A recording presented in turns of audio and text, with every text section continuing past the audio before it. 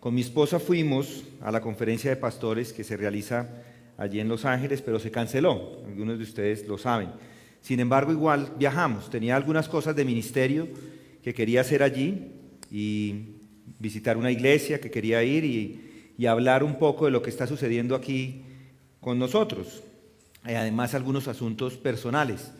Personales porque mis hijos viven allí, teníamos planeado visitarles y además de todo visitar una nieta. Nació hace 2 meses y queríamos conocerla. Allí tuve la oportunidad de hablar con algunos hermanos de la iglesia de Grace, conocer de primera mano lo que está sucediendo allí en Grace, que de hecho no es muy diferente a lo que está sucediendo con nosotros en esta iglesia. Por ejemplo, allí muchas personas, es una iglesia grande, pero muchas personas dejaron de ir durante la pandemia, de ir a la iglesia, pero hoy tienen muchísimos nuevos. Muchísimas personas nuevas se unieron a la iglesia, igual, nadie sabe por qué, pero es igual en esta iglesia. Solo para saber cuántos de ustedes llegaron en los últimos 10 meses a Comunidad de Gracia. Alcen la mano. Simplemente miren alrededor, la cantidad de personas nuevas. Bienvenidos, bienvenidos a todos ustedes. ¿Por qué han venido? Probablemente, no sé las razones, simplemente quiero pensar en algunas de ellas. Probablemente han venido porque las iglesias a las que asistían están cerradas, puede ser. O porque han escuchado las transmisiones y quieren asistir a una iglesia donde se predique la palabra de Dios. O porque se han dado cuenta de que estas iglesias se han conformado con el mundo en vez de hacer lo que tiene que hacer la iglesia, que es predicar, que es congregarse. Sea cual sea la razón por la cual usted está acá, es bienvenido, son bienvenidos. Y no sé, me pongo a pensar en estas iglesias y no sé por qué hay hoy varias iglesias que continúan cerradas. Pero no compartimos cualquiera que sea su motivación. Nosotros en esta iglesia permanecemos abiertos y esperamos permanecer abiertos si así Dios nos lo permite. No queremos ni agradar al gobierno ni agradar a los hombres, solamente queremos agradar a Dios. Eso lo haremos, así eso nos lleve a cualquier tipo de circunstancia, así nos lleve a la cárcel. Hay un hermano en Canadá, compañero del seminario, que hace 2 semanas lo metieron a la cárcel por tener la iglesia abierta. Está en la cárcel. Trataron de sacarlo el viernes pasado, de darle la oportunidad de salir mientras tenía el juicio, igual lo dejaron allí, en la cárcel, porque él quiere seguir manteniendo la iglesia. Entonces, nosotros queremos hacer lo mismo, mantener la iglesia abierta, vamos a seguir haciendo iglesia. Y Dios está respaldando lo que estamos haciendo acá. Y todos ustedes son un testimonio de lo que Dios está haciendo en medio de nosotros. Solo para darles un ejemplo, en estas semanas recibimos 50 aplicaciones para membresía. Recibimos más aplicaciones que nunca. Nunca hemos recibido tantas aplicaciones para hacerse miembros de esta iglesia. En estos últimos meses, sus ofrendas han sido superiores a las ofrendas en el mismo periodo del año anterior. Esto también nos muestra cómo están ustedes comprometidos con la iglesia. Hicimos más matrimonios durante la pandemia que los que habíamos hecho en todo el tiempo en la iglesia. Imagínense, cada semana los registros para venir a la iglesia son más apretados.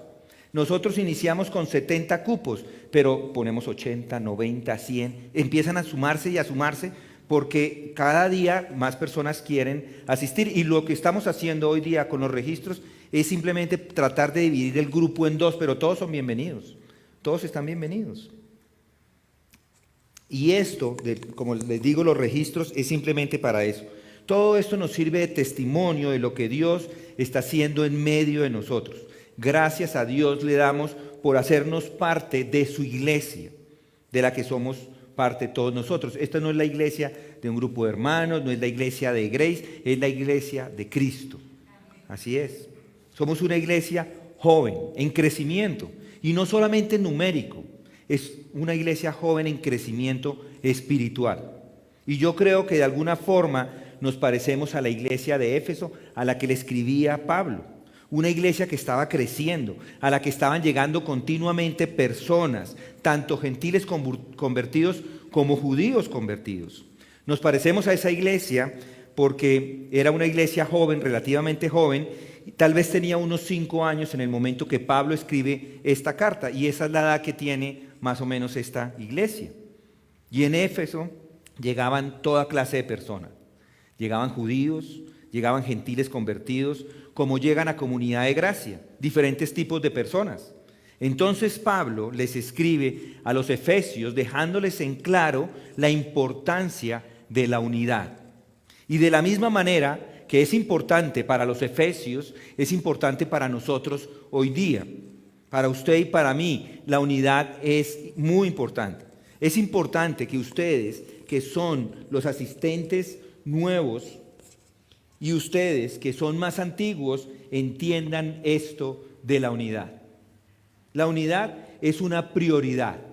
Es una prioridad y debe ser una prioridad para esta iglesia. La unidad es muy importante.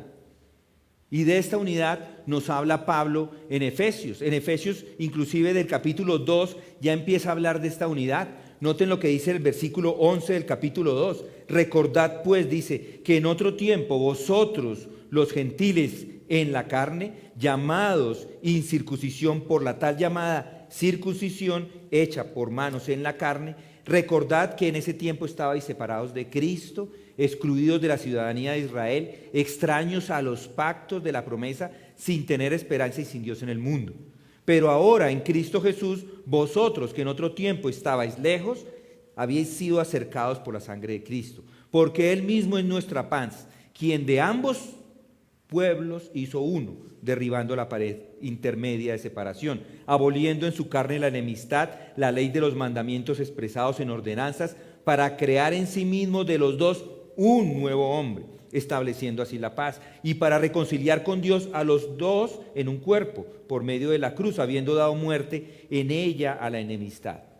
Y vino y anunció paz a vosotros que estabais lejos y paz a los que estaban cerca, porque por medio de él los unos y los otros tenemos nuestra entrada al Padre en el mismo Espíritu. Así pues, ya no sois extraños ni extranjeros, sino que sois conciudadanos de los santos y sois de la familia de Dios. Ahí está hablando de la unidad.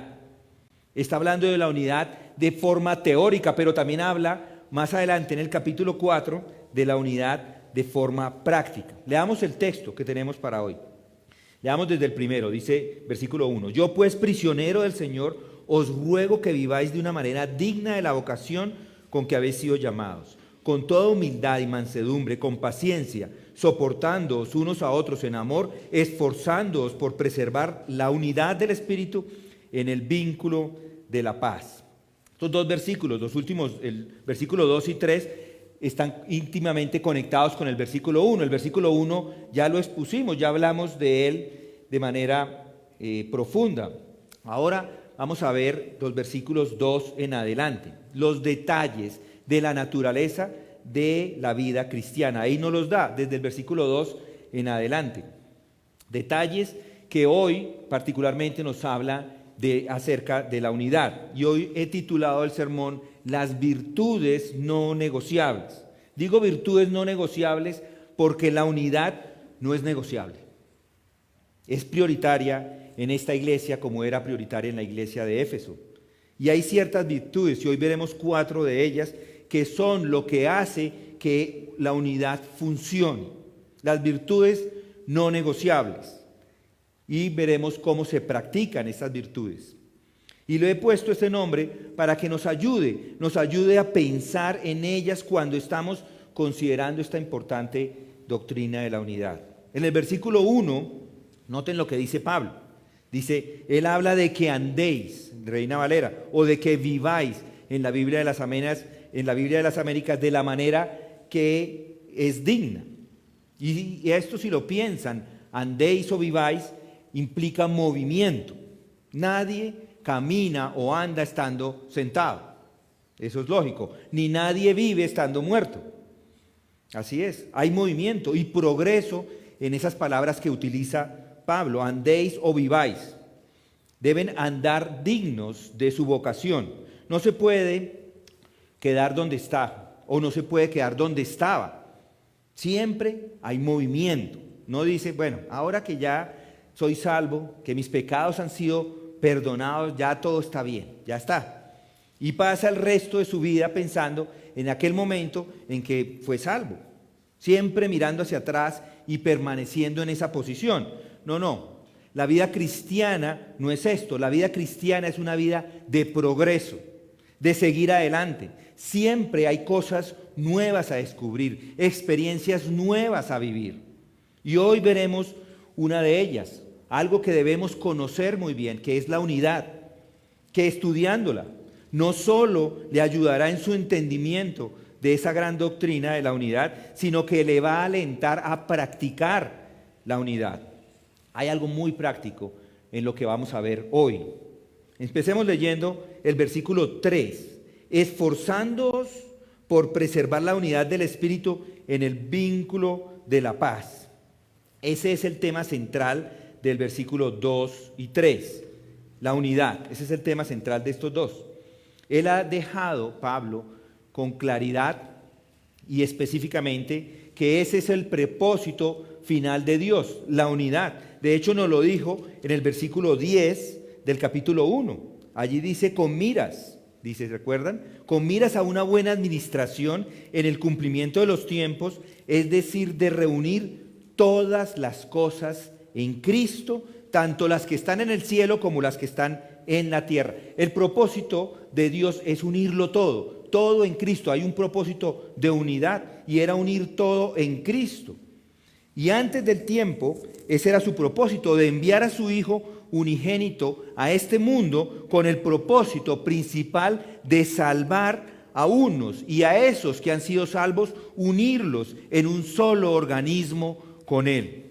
El plan de Dios enviando a su Hijo fue restablecer la unión que se había perdido con la caída. El hombre, después de pecar, se separó. De hecho, el pecado es una fuerza disruptiva. El pecado siempre divide, siempre separa, siempre desune. ¿Recuerdan a Adán y Eva? ¿Qué fue lo primero que hicieron ellos cuando pecaron? Se apartaron de Dios, se hicieron a un lado de Dios cuando pecaron. Y de hecho, el pecado al final, el pecado de Adán y Eva al final, ¿qué hizo? Nos separó de Dios a todos. Todos hemos sido separados de Dios por el pecado de ellos. El pecado es terrible. El pecado divide al hombre por dentro y divide al hombre por fuera. El pecado produce una lucha constante. Si pensamos en que el pecado divide por dentro, siempre estamos en una lucha constante que todos conocemos en nuestras vidas. Ustedes la conocen. Siempre hay una lucha entre lo que es bueno y lo que es malo, lo correcto y lo incorrecto. ¿Debo hacerlo o no debo hacerlo? Es decir, por dentro no hay concilio, hay división. Pero no solo por dentro, también por fuera hay división. El pecado produce división entre el hombre y el hombre. Conduce a la enemistad, conduce a la guerra, conduce a las luchas. Y el mundo al final ha sido destrozado por el pecado. Así que el objeto central de la salvación, en cierto sentido, es volver a unirnos al Dios, reunirnos de nuevo, restaurar la unión que antes se tenía, antes de que las personas cayeran en pecado y que esa caída produjo esa desunión. Entonces volver a reunir. El apóstol habla de esto cuando lo explica lo que pasa en el versículo 13 del capítulo 1. Dice, en él también vosotros, después de escuchar el mensaje de la verdad, el evangelio de vuestra salvación, y habiendo creído, fuisteis sellados con el Espíritu Santo de la promesa. Lo que sucede con los salvos es exactamente eso. Son salvos, son sellados, son unidos a la iglesia. Después de que estaban separados, ahora se traen y son unidos a la iglesia. Son sellados con el Espíritu Santo. Y aquellos que estaban separados, ahora son uno con Cristo. En el capítulo 3, que ya estudiamos, nos habla de esa unión. Dice, versículo 6, 3:6, dice, a saber que los gentiles son coherederos y miembros del mismo cuerpo, participando igualmente de la promesa en Cristo Jesús mediante el Evangelio. Una vez que una persona ha creído, como dice el 13, y que ha sido sellado, como dice el versículo 6, ahora son iguales, son coherederos, como los gentiles con los judíos eran en la iglesia en Éfeso. Dos grupos que para nada se iban a unir. Los judíos consideraban a los gentiles como perros y los gentiles los veían como bárbaros. Pero después de haber sido sellados por el Espíritu Santo y haber sido ubicados en la iglesia, los dos son una sola raza, la raza de los creyentes. Se unen en un solo organismo y esto es el gran diseño de Dios, así lo ha diseñado. Y es lo que nos muestra o que muestra la gloria de Dios al mundo, la unión de su iglesia. Así que una marca peculiar del llamamiento cristiano es esa unidad. Por eso cuando las iglesias se dividen es tan desastroso. ¿Cómo se puede vivir una iglesia que está unida? No puede haber divisiones. Esta unidad del Espíritu es el vínculo de la paz. Este es el primer paso. Es el primer paso del pues. ¿Recuerdan el pues del versículo 1, capítulo 4? Yo pues. Después de ese pues viene una serie de prácticas y una de ellas, y la primera de ellas nos está hablando de esta unidad. Pues después de haber escuchado todas las doctrinas profundas que Pablo nos ha enseñado en los capítulos 1 al 3, pues a practicar. Y este es uno de ellos. Lo primero que debemos recordar es que debemos esforzarnos en andar, en vivir dignos del llamamiento con el que hemos sido llamados. Y ese andar es andar en unidad.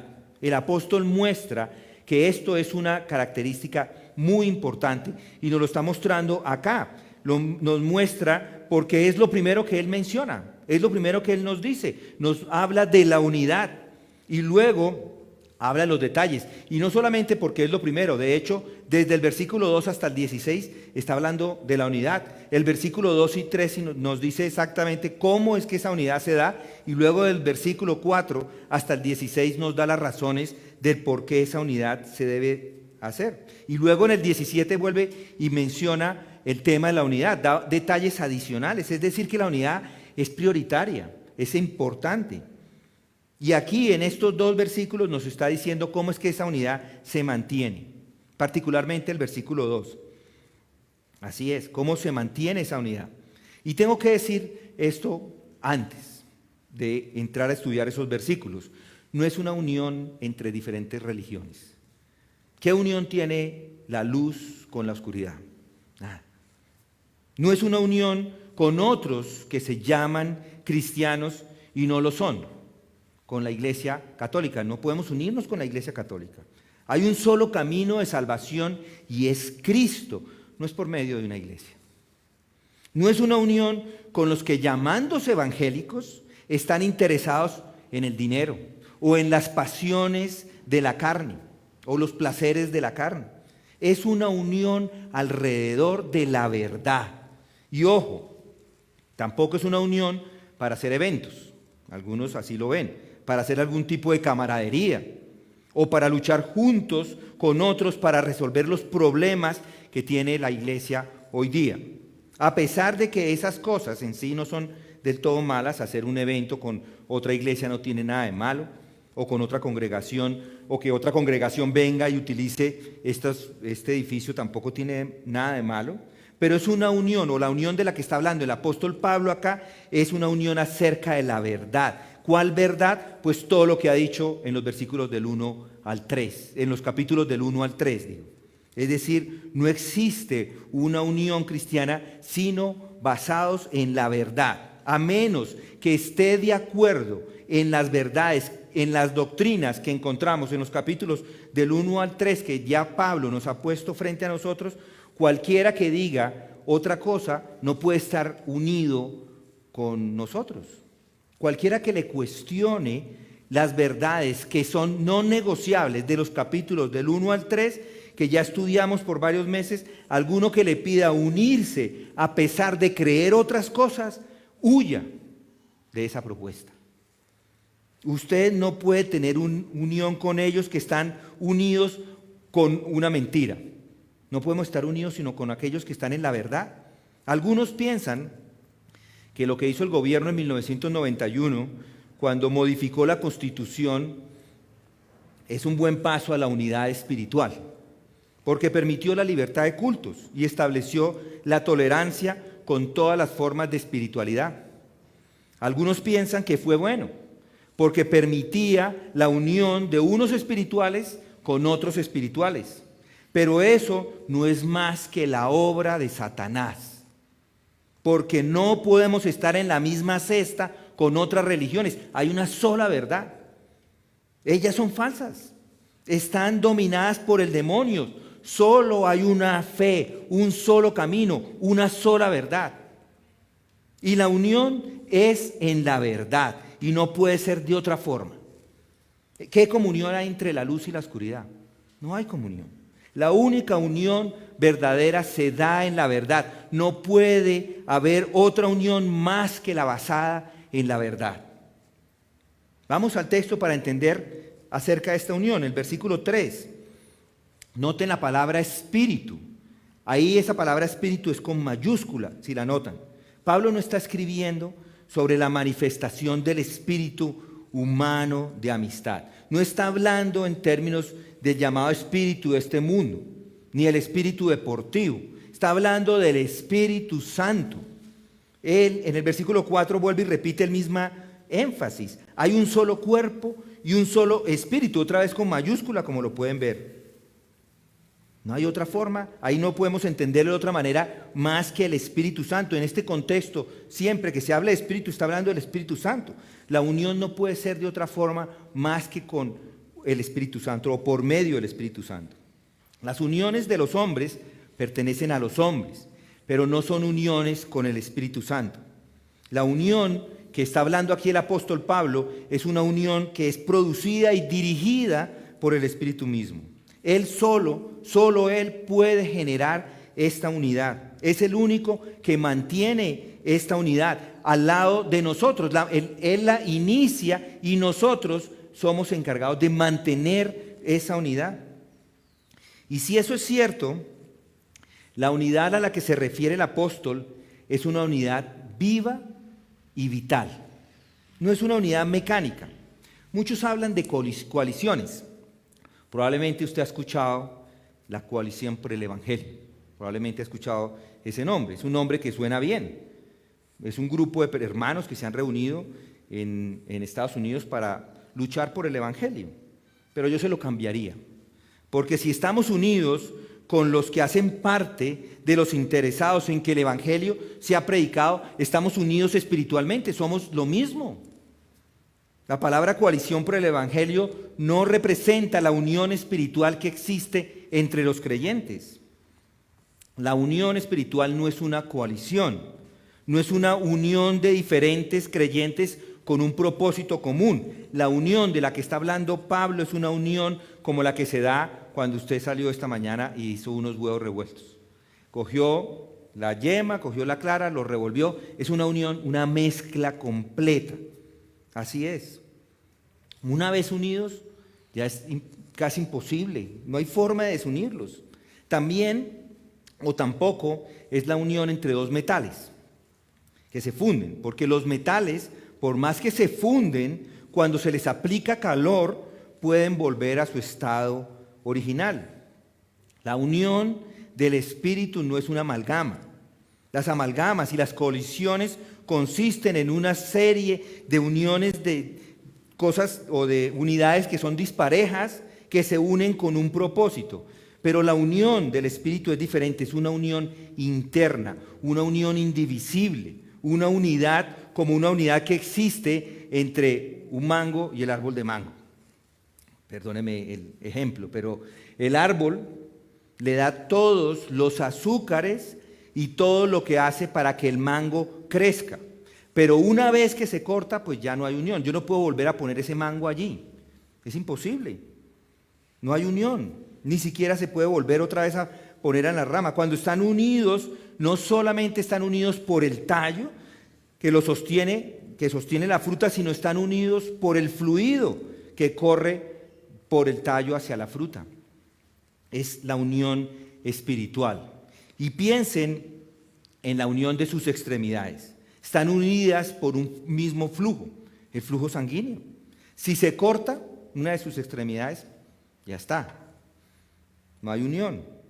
Pero mientras que estén unidas a su cuerpo, hacen parte del cuerpo, de usted. Y noten esas palabras del versículo 3, dice esforzándoos, o como dice en la Reina Valera, solicitus para preservar o por preservar.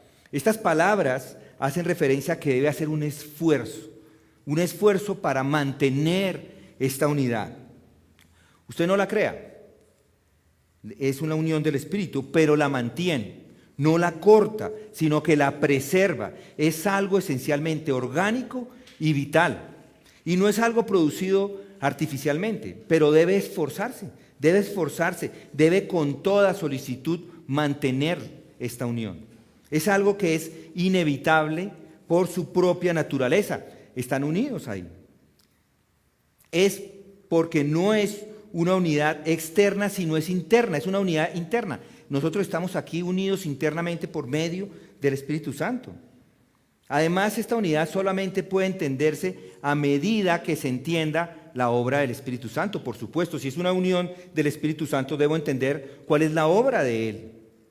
Si usted o si alguien llama al Espíritu Santo Él o el poder o la fuerza y no se da cuenta que es la tercera persona de la Trinidad, no puede tener con esa persona unidad. No puede, porque no está entendiendo quién es el Espíritu Santo. Si no hay un entendimiento correcto de la tercera persona de la Trinidad, no puede existir unión. Esta unidad tampoco puede ser nunca sentida o experimentada a menos que usted tenga el Espíritu Santo en su corazón, en su ser. Si el Espíritu Santo no está en ustedes, pues no hay unión. No hay unión. No puede haber unión a menos que el Espíritu Santo haya hecho esa obra misericordiosa dentro de cada uno de nosotros. Esto explica por qué a veces es tan difícil discutir este tema con otras personas. Si no están de acuerdo en la doctrina del Espíritu Santo, si no están de acuerdo en que Él participó o participa en la regeneración y el renacimiento, si su idea de cristianismo es diferente, entonces no podemos tener unión. No puede haber unión con alguien que piensa algo diferente. Algunos piensan que ser cristiano es simplemente vivir vidas morales, buenas, hacer el bien o permanecer bajo la cobertura, a veces así lo ven, permanecer bajo la cobertura de una denominación en particular. Pero eso no es unión. Con esas personas no es posible tener ningún tipo de unión, ningún tipo de conversación. Con personas que no entienden el Espíritu Santo es imposible tener una unión. No es posible la unidad con ellos. Si el Espíritu Santo no está en usted, no puede experimentar la unión. Solo puede ser experimentada por aquellos en quienes Él mora y en quienes Él ha iluminado. Pero si el Espíritu Santo está en usted, digamos, está en el hermano o la hermana de este lado, y también está en el hermano y la hermana de este lado, pues hay unión porque el Espíritu Santo está en los dos. Y lo reconocen, cada uno de los dos reconoce esto. Esto sin duda es parte de los fundamentos, es parte del fundamento de esta iglesia, de la iglesia de Cristo, que esta o la iglesia de Éfeso, por supuesto. Entonces, si usted está acá y tiene el Espíritu Santo, entonces hace parte de la unión espiritual. Y una vez que hace parte de esa unión, Pablo nos da una serie de virtudes que son unas características de aquellos que están unidos por el Espíritu Santo, características que son no negociables, son prácticas que son no negociables, que demuestra que esta unión así es, que manifiestan esta unión. Y dice ahí, esforzándoos en esas virtudes y siendo solícitos en ellas, es lo que hace que esta unión se mantenga. Y estas son las virtudes por las que estar en Cristo usted ya tiene. El hecho de estar en Cristo ya las tiene. Son sus características también. Y Pablo nos da y nos recuerda esas 4 características que hacen parte de esta unión. 4 virtudes que hay que esforzarse para mantener, para que la unión continúe. Son características que hay que esforzarse y que son no negociables. Noten el versículo 2, dice, con toda humildad y mansedumbre, con paciencia soportándoos unos a otros en amor. Con toda humildad y mansedumbre. Dos características que están en esta unión. Esa palabra con es importante. Con sugiere una asociación muy cercana entre dos cosas. Para que se dé la unión deben existir estas asociaciones. Es decir, la humildad debe ser parte de cada persona. La humildad debe ser parte de cada persona. La mansedumbre debe ser parte de cada persona. La paciencia debe ser parte de cada uno y la tolerancia debe ser parte de cada uno. Pero pensemos en humildad, que es la palabra que tenemos acá, la primera. Para estar en unión, debo estar con humildad. Piense en estos días están corriendo algunas carreras en Europa. Pero ningún ciclista, piensen en esto, ningún ciclista puede correr el Tour de Francia sin una bicicleta, ¿sí o no? Tiene que correr con una bicicleta. Sin bicicleta no puede correr. Puede correr detrás, pero no hace parte del Tour de Francia. Tiene que tener una bicicleta, tiene que ir con una bicicleta. Bueno, nadie puede ser parte de esta unión si no tiene estas 4 virtudes, si no tiene la humildad. Nadie se puede ser parte de esta unión si no practica la humildad. Esa es la primera virtud. ¿Y qué es esto de humildad? A veces algunos piensan que una persona es humilde cuando tiene pocos recursos económicos, pero no es de ese tipo de humildad de la que está hablando Pablo. El mismo Pablo, en el versículo 3 del capítulo 2 de Filipenses, contrasta la humildad con egoísmo y vanagloria. Nada hagáis por egoísmo o por vanagloria, sino que con actitud humilde, dice Pablo. Y Pedro lo hace en 1 Pedro 5:5, contrastando la humildad con la soberbia. Asimismo, dice, vosotros los más jóvenes, estad sujetos a los mayores, y todos revestidos de humildad en vuestro trato mutuo, porque Dios resiste los soberbios, pero da gracia a los humildes. Pero hoy día tenemos un problema, que la humildad no es considerada una virtud por los seres humanos. Y de hecho, nunca ha sido considerada una virtud en toda la historia del hombre. Por ejemplo, el filósofo Epicteto, hace muchos años, llamó a la humildad la cualidad que nunca debe ser elogiada. Desde siempre, la humildad no está bien recibida y no es bien recibida. Hoy día es lo mismo, hoy día se hace lo mismo. A las personas no se les pide que sean humildes. Todo lo contrario, se les pide que se valoren a ellos mismos, que sean orgullosos de ellos mismos. Se habla de la autoestima, del amor a uno mismo. Y de esa retórica está plagado todo el mundo. Y eso no es humildad. Muchos crían a sus hijos inculcándoles exactamente eso. Cree en ti mismo, así se lo dicen. Valórate. Y eso lo que al final hace es crear personas orgullosas de sí mismas, orgullosas de sus logros, y eso no es humildad. Sin embargo, en la Biblia encontramos varios ejemplos de humildad. El mismo Pablo es un ejemplo de humildad. Solo basta con estudiar su vida para verlo. Circuncidado, él tenía todos los derechos para ser orgulloso. Circuncidado al 8º día, del linaje de Israel, de la tribu de Benjamín, hebreo de hebreos en cuanto a la ley fariseo, era de lo mejor. En cuanto al celo, perseguidor de la iglesia. En cuanto a la justicia, la ley, llamado irreprensible. Pero todo lo que para mí era ganancia, lo he estimado como pérdida por amor de Cristo. Y aún más yo estimo como pérdida todas las cosas en vista del incomparable valor de conocer a Cristo Jesús, mi Señor, por quien lo he perdido todo y lo considero como basura a fin de ganar a Cristo. Él todo eso lo dejó a un lado. ¿Para qué? Para estar con Cristo. Hermanos, ser imitadores míos, dice él. Pablo es un ejemplo de humildad.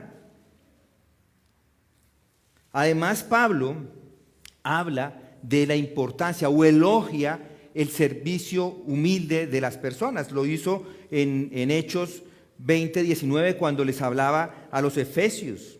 Pablo les dice, a los ancianos dice, han servido con toda humildad. Ellos eran humildes, pero no es una humildad falsa. De eso no está hablando Pablo, porque al final la humildad falsa es orgullo. Aquellas personas que dicen, yo soy muy humilde, yo soy todo, ellos son más orgullosos a veces que los mismos orgullosos, aquellos que se creen muy humildes. Los creyentes deben evitar la falsa humildad. En otras palabras, en otros pasajes de las Escrituras se advierte a los creyentes a que eviten esa falsa humildad. Pablo se lo dice a los romanos: digo a cada uno de vosotros que no piense más alto de lo que debe pensar, sino que piense con buen juicio, según la medida de la fe que Dios ha distribuido, les dice a los romanos. No deben pensar menos de sí mismos, sino con buen juicio, ser humildes. Entonces la humildad es la primera virtud que el apóstol nos da. ¿Y por qué nos da esta virtud de primeros? Porque sin humildad no hay unión. El orgullo provoca desunión, mientras que la humildad engendra unidad. Nadie en la iglesia ni en ningún lugar quiere estar cerca de personas orgullosas. El orgullo es del mundo y es desagradable. La humildad une y el orgullo separa. Cristo, con este acto de humildad que hizo al venir a este mundo, logró la unión de todos los creyentes. Cuando Cristo tomó la forma de siervo, cuando se encarnó, nos dio el ejemplo supremo de humildad. Siendo rico, ¿recuerdan? Se hizo, siendo igual a Dios, no estimó esto como algo a que aferrarse, sino que hizo, se humilló. Y mi pregunta para ustedes: ¿cuántos de ustedes han considerado la humildad como una virtud? Humildes como Cristo. O al menos, ¿cuántos de ustedes están trabajando en ser humildes? Probablemente no tantos. El orgullo y la vanagloria y los ojos altivos son desagradables y se dan porque esa persona que así hace se cree mejor que los demás.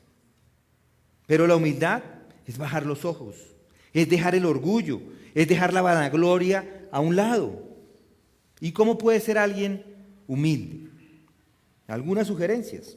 Una persona humilde es cuando esa persona confiesa su falta, confiesa su pecado, cuando acepta la ineptitud en una tarea, cuando sirve sin que estén reconociendo su trabajo. Así se está reconociendo. Muchos dicen, usted puede hacer esto. Dicen, sí, claro, yo puedo hacer eso, y puedo hacer esto, y puedo hacer esto. Y va uno a ver y no son capaces de hacerlo. Una persona humilde acepta, una persona humilde reconoce su pecado, reconoce su falta a otras personas. Una persona humilde acepta su ineptitud, reconoce. Y oigan esto: cuando alguien, sabiendo que está en lo correcto, pero igual está aceptando a las otras personas y está actuando en humildad. Puede estar en lo correcto, es que yo estoy en lo correcto, debo pelear con esa persona, pero si por más que esté en lo correcto, está aceptando a las otras personas, inclusive así, yo no estoy hablando de doctrinas que son no negociables. Las doctrinas no son negociables, pero hay cosas de preferencia que pueden uno simplemente aceptarlas tal como están, simplemente siendo humildes en ese sentido. Entonces, antes de nombrar una lista, puedo dar una lista larga de todas las oportunidades que pueden tener para ser humildes, pero piense usted mismo en qué lugares, en qué momentos de su vida sus palabras, sus pensamientos o sus acciones son acciones orgullosas, y reemplácelas por acciones, pensamientos humildes. Hágalo así. Piense en esos momentos cuando mira a los otros por encima del hombro porque tiene un mejor trabajo, o cuando piensa que es superior a los otros porque tiene más dinero, o porque es más educado. Cuando esté pensando así, cambie esta actitud de vanagloria por humildad. Es una virtud la humildad. Tome la decisión de ser humilde, humilde de verdad. A eso les animo. La siguiente virtud es mansedumbre. Noten ahí, con humildad o con toda humildad y mansedumbre. Es similar en su significado a la humildad y tiene la idea de suavidad, de gentileza. Es lo contrario a ser rudo. Aristóteles lo decía de esta forma, dice, es la mitad entre una ira excesiva de alguien y alguien que no tiene para nada ira. El que está en la mitad, dice, y eso tiene un poco de sentido, pero creo que la mejor definición de mansedumbre es esta. El hombre manso es aquel que deja que Dios haga lo que Dios quiere sin reprocharlo. Usted podría enojarse por algo que Dios está haciendo en su vida en este momento y responder con ira, con exasperación, con indignación. Pero la mansedumbre no es esto, es aceptar lo que Dios hace en su vida sin reclamar. La mansedumbre es parte del Espíritu Santo o del fruto del Espíritu Santo. Mansedumbre, templanza, contra tales cosas no hay ley, dice Pablo en Gálatas 5:23. Y a lo largo del Nuevo Testamento vemos que mansedumbre lleva la idea de gentileza.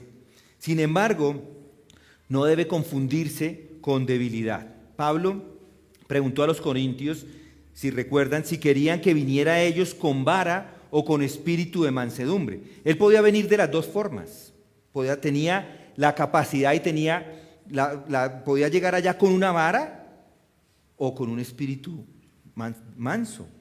Más tarde el mismo Pablo también nos habla de la mansedumbre de Cristo. Dice, yo Pablo os ruego por la mansedumbre y ternura de Cristo.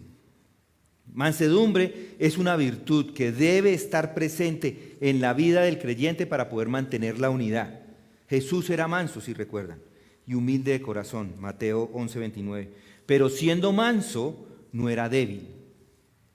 Esto lo vemos cuando se aireó con los judíos que habían transformado el templo en una guarida de ladrones. Mateo 21:12. Del mismo modo, Moisés, si lo recuerdan, era el más manso de todos los hombres sobre la tierra, nos dice Números 12:3. No era débil, sin embargo. Vemos en cuanto desciende de la montaña, si recuerdan, desciende de la montaña y encuentra al pueblo de Israel alabando a un ídolo, al becerro. Él llega allá y se enfureció con ellos. Éxodo 32. La palabra humildad o mansedumbre nunca lleva la idea de debilidad, más bien implica el ejercicio consciente del autocontrol. Es una elección consciente que hacen las personas de ser mansos en lugar de poner hacer todas las represalias con las otras personas. Un comentarista lo afirma de esta forma, dice, y yo creo que está correcto: el hombre que es manso es el hombre que siempre está enojado en el momento correcto y nunca está enojado en el momento incorrecto o equivocado. Este término también se utiliza para domar y para entrenar animales. Algunos de ustedes conocen a Toto, algunos de ustedes. Ahora tengo uno que se llama Toto. Toto y Tota son mis perros, son perros mansos. Ustedes los conocen, algunos de ustedes sí saben que ellos son perros mansos, pero últimamente han aprendido a estar enojados con otros perros. En donde están, hay otros perros que son agresivos, y estos perros, los míos, no permiten a estos perros que se me acerquen ni siquiera. Ellos se ponen muy bravos, y cuando pasan personas que son extrañas, en donde ellos están, también se enojan fuerte, pero cuando son amigos, cuando son conocidos, son perros muy mansos. Entonces esa es la idea, es la misma idea. Ellos siguen siendo mansos, ellos controlan su ira, y es lo que nosotros, a lo que estamos llamados, a controlar la ira, no a airearse en el momento equivocado, sino a airearse cuando hay que airearse. Si hay una división, si en esta iglesia hay un momento, una persona quiere iniciar una división, nos vamos con toda la ira contra esa persona.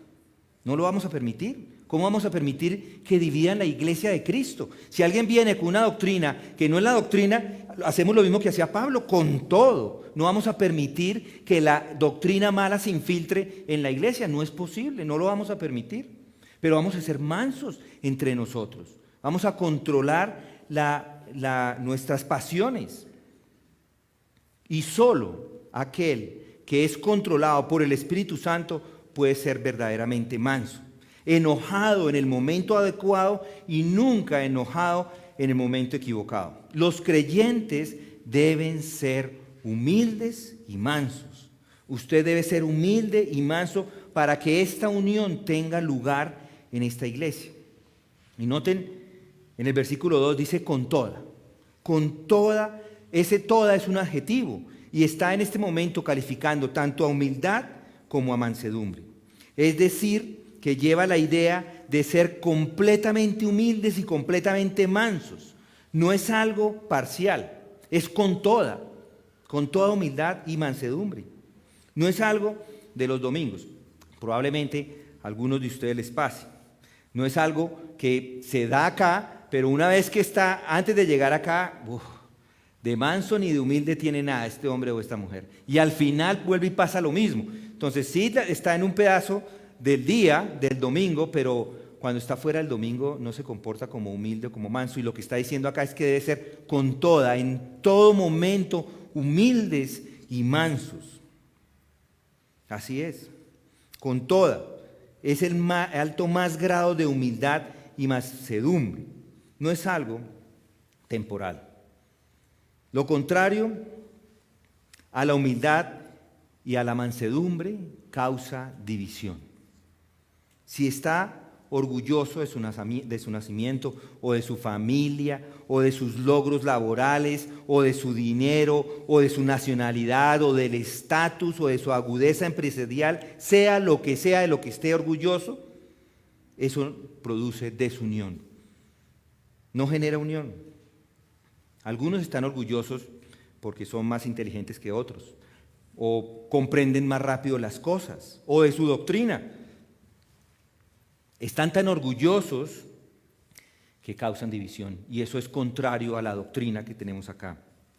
Hermanos, a ser mansos, a ser humildes, humildes en la mente, humildes en las acciones, humildes con las palabras. Les suplico de lo más profundo de mi corazón que sean humildes y mansos porque es lo que va a mantener esta unión, esta iglesia unida.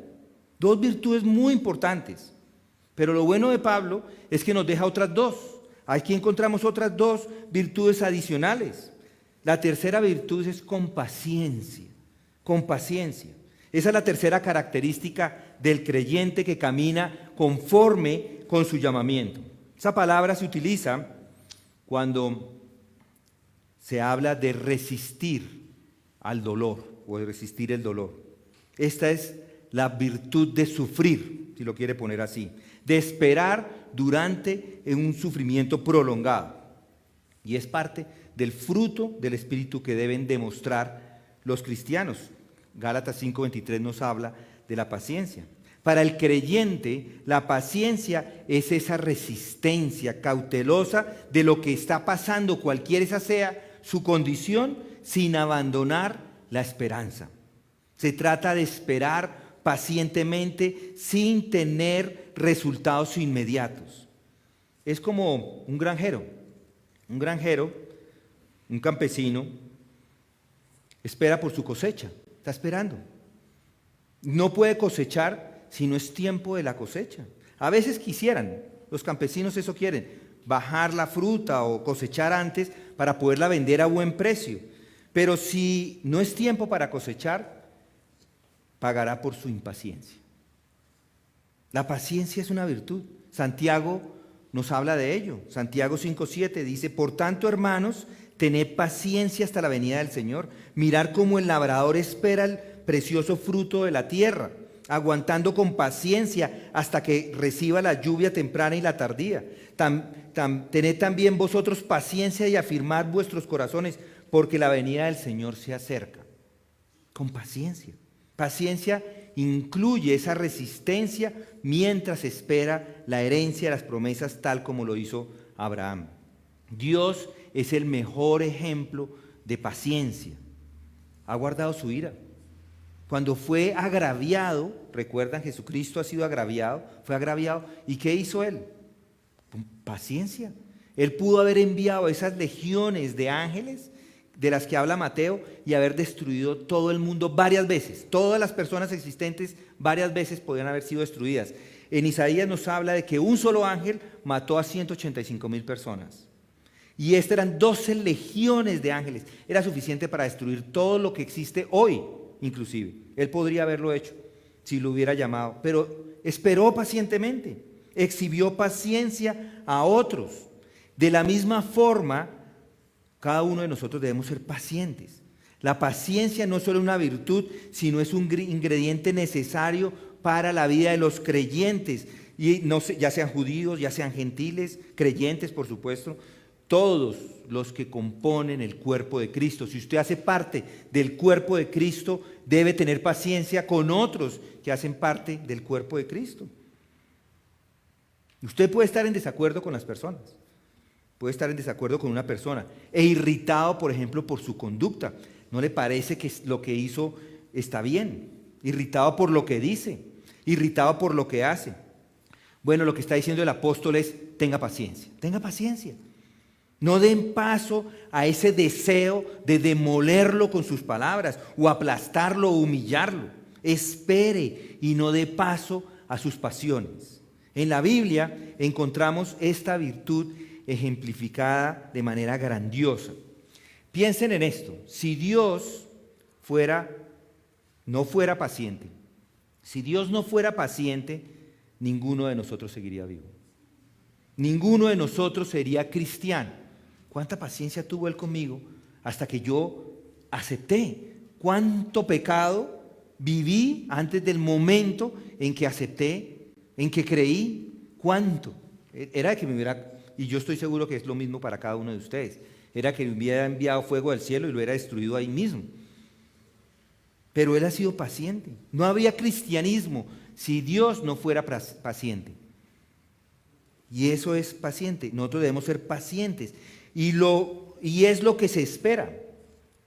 Paciente, sea paciente con los demás. A veces no es fácil, no es fácil. A veces las conductas de los hermanos no son fáciles porque hacen cosas que no son correctas. A veces las palabras que utilizan nos desaniman. Pero para que haya unión, usted debe ser paciente y esperar con dolor mientras sufre lo que está pasando. Les animo a que tengan mucha paciencia. ¿Qué digo que mucha? Toda la paciencia con los hermanos. Esa es la tercera característica. Ya hemos visto 3. Entonces son humildad, mansedumbre, paciencia. La tercera, soportándoos. Soportándoos, dice esta palabra, la encontramos también en Mateo. Oh generación adúltera y perversa, ¿hasta cuándo he de estar con vosotros? ¿Hasta cuándo os he de soportar? O sea que era una característica de Jesucristo. O Galión, en Hechos 18:14 dice: y cuando Pablo iba a hablar, Galión dijo a los judíos: si fuera cuestión de una injusticia o de un crimen depravado, oh judíos, yo os toleraría, dice en Hechos, pero esa es la misma palabra utilizada, es la misma traducción, viene de la misma palabra en griego, tanto soportándoos como tolerancia. La palabra, o Pablo utiliza esa misma palabra para perseverar durante la persecución en 1 Corintios 4:12. Dice, ahí le pide a los corintios que ojalá que me soportáis un poco de insensatez y en verdad me soportáis, o que me toleréis, es lo que está diciendo, que toleréis. La idea de esta palabra es aguantar. Claro que no es aguantar la mentira, no se trata de aguantar mentiras, se trata de aguantar a los hermanos. No se trata de estar con los incrédulos y aguantarles sus mentiras. No, de hecho Pablo no le hace nada de gracia cuando algunos en la iglesia de Corintios estaban soportando o estaban tolerando a aquellos que eran mentirosos. Él lo dice así: porque si alguien viene y predica otro Jesús, o a quien no hemos predicado, o recibís un espíritu diferente que no habéis recibido, o aceptáis un evangelio distinto que no habéis aceptado, bien lo toleráis. Era lo que estaban pasando. Ellos estaban tolerando a los incrédulos dentro de su iglesia.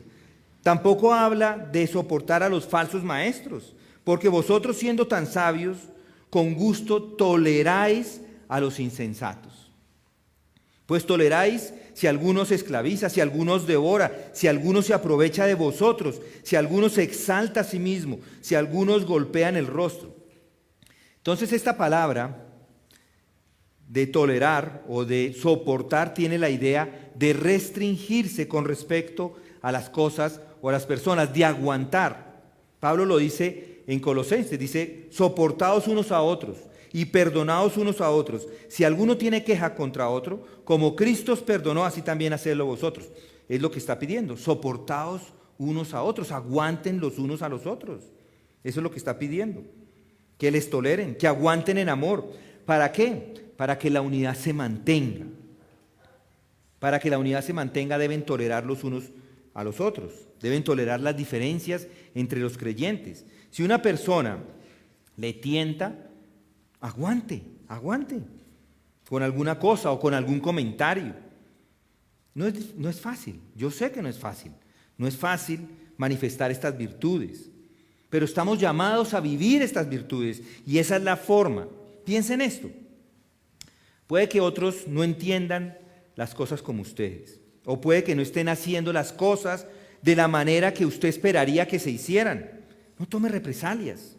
Una persona puede ser irritable, puede estar irritable por cualquier motivo, puede que ese día ha pasado un día difícil, complicado, y simplemente llega irritable a la iglesia o llega irritable al lugar donde usted se encuentra con ella, o puede que no esté físicamente bien, tal vez no han tenido de pronto las ventajas o oportunidades que algunos de ustedes pueden haber tenido en su vida, pero eso no aguante con él.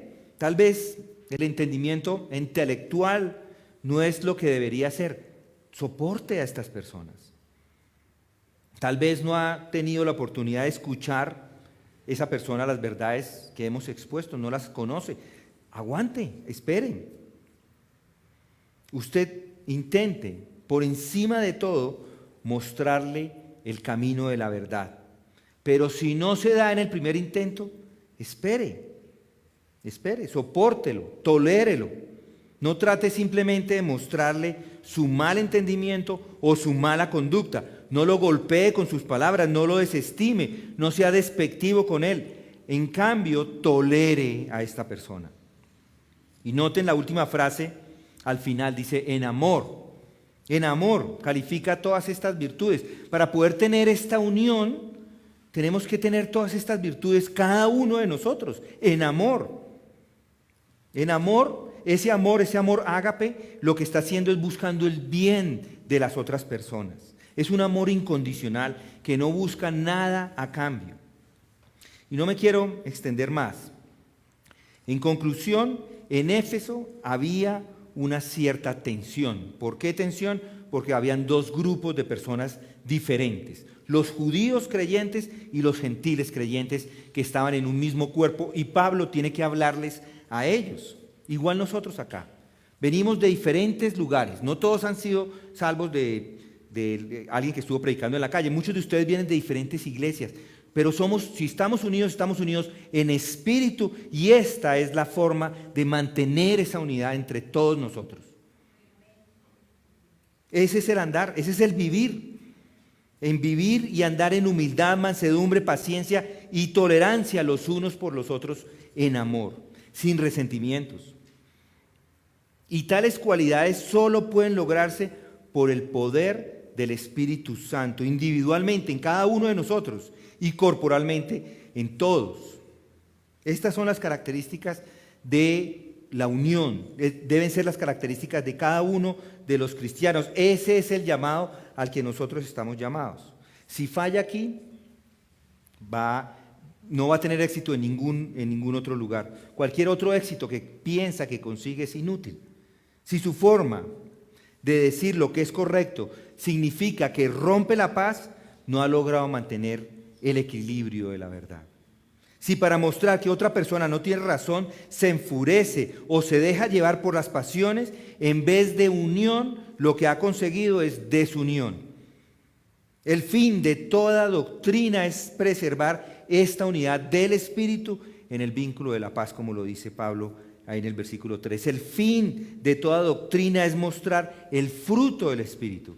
Y si recuerdan, el fruto del Espíritu es amor, gozo, paz, paciencia, benignidad, bondad, fidelidad, mansedumbre, dominio propio. Contra tales cosas no hay ley. El apóstol lo que está diciendo es: no ponga de lado el espíritu, no aflija el Espíritu, sino permita que el Espíritu produzca su propio fruto glorioso entre ustedes y en esta congregación. Eso es lo que está diciendo Pablo. Y al hacerlo, la unidad del Espíritu mismo será preservada entre todos nosotros. Qué maravilloso, ¿no les parece? Con toda humildad y mansedumbre, con paciencia, soportándoos unos a otros. Vamos a orar. Padre, gracias te damos porque tú nos animas en este momento a esta iglesia que tú has fundado y que tú estás manteniendo, a mantenernos como una iglesia que traiga la gloria a ti solamente. Ayúdanos, Señor, en este caminar, en este andar. Ayúdanos a mostrar estas virtudes los unos con los otros de tal forma que mantengamos la unidad y que siendo unidos, Señor, podamos hacer el trabajo al que nos has llamado, la evangelización de los perdidos y la edificación de tu iglesia de los santos. Te pedimos esto, que nos ayudes en esto, en el nombre de Cristo Jesús hacemos esta petición. Amén.